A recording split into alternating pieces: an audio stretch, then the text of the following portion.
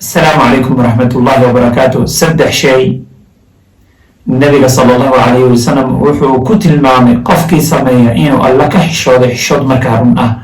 النبي صلى الله عليه وسلم وحو يري فليحفظ الرأس وما وعى قفك ملحة iyo marka waxa la xubnaha uu ka kooban yahay ilaaliyo dhagihiisa ha ilaaliyo ilaahay waxa la xaraari gelinaya ha ku dhageysto indhihiisa ha ilaaliyo ilaahay waxa xaraari gelinaya ha ku eego afkiisa ha ilaaliyo ilaahay waxa xaraari gelinaya ha ku hadlo Allahu akbar wal batna ma hawa haloosha iyo waxa la waxa geliyo ilaahay waxa xishoodo hadaba qofkii madaxiisa iyo xubnaha ka kooban marka ilaaliya ilaahay buu ka xishooday xishood marka dhab ah haddaba qofkii calooshiisana ilaaliya walyaxfad ilbatna wadawa caloosha waxa lagu rido marka ilaahay ha uga xishoodo weeye qofka caloosha wuxuu ku ridaya qofka ilaahay ha uga xishoodo haddaba ilaahay kaga xishood waxaad calooshaada ku ridayso maxalaalba maxaaraanba ilaahay wuxuu ku faray inaad risqiga xalaasha cunto qof xalaal meelaba oo xalaal cunaya noqo calooshaada waxaad gelinayso xaaraana ilaahay ooga xishoodo iska daa oo markaa xalaal geli baarakallahu fiik haddaad intaas samaysa ilaahay baad ka xishootay xishood markaa dhaba nabiga sallallahu alayhi wasallam wuxuu yiri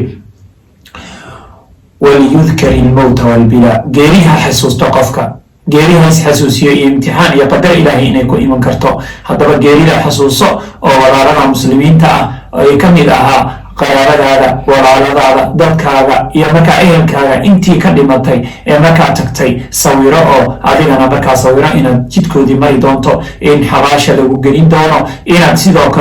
kale dhiman doonto beritola noqon doonto qof dhintay marka haddaad sawirato geerida qadartana aad markaa isxasuusiso qof toosan baad noqonaysaa ilaahayna waxaad ka xishooto markaa xishood dad ah haddaba nabiga sala allahu calayhi wasalam wuxuu yidhi waman araada alaakhirata taraka ziinat addunya qofka aakhira doonayana adduunya dhandhanaalkeeda ee quruxdeeda ayuu isaga tegayaa haddaba walaal ilaahay aan ka baqano baaraka allahu fiikum ilaahay aan ka xishoono xishood markaa dhab ah qofka ilaahay ka xishoodana arrimaha uu nabiga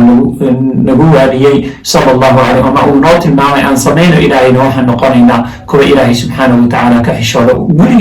kulligeen ilaahay waa ka xishoodnaa oo nabiga sallallahu alayhi asxaabta tiriba anaga ilaahay waan ka xishoonaa nabi allah laakiin wuxuu yiri xishoodka aan ka hadlaya maaha ka qofka ilaahay ka xishoonaya marka madaxiisa iyo xubnaha marka la socda marka ha ilaaliyo calooshiisa ha ilaaliyo oo wax ilaahay raaligelinaya ha ku rido marka geerin hays xasuusiyo oo aakhira qofka doonayana adduunya dhalmadaalkeeda ayuu isaga tegaya arrimaha haddaan samayno ilaahay baan ka xishoona xishood dhab ah aan ilaahay ka xishoona baaraka allahu fiikum aan arrimaha samayno asalaamu calaykum waraxmat ullahi wabarakaatu